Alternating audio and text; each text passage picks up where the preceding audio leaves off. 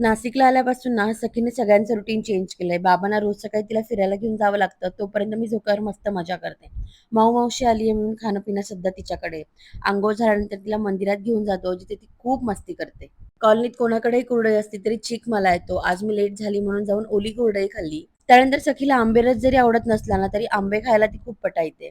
माऊमावशी आहे म्हणून आम्ही डान्सही शिकलोय आणि आजीला व्यायाम करायला इतका सारा त्रासही देतोय. दादाला गोड खायची लहर आली होती म्हणून त्याने खवा आणला. मग गुलाबजाम करायला घेतलं. तर गोळे वळायला हे सगळे बसले. मग सखी कशी मागे राहणार? तिने पण तिच्या मामा-मावशींना मदत केली.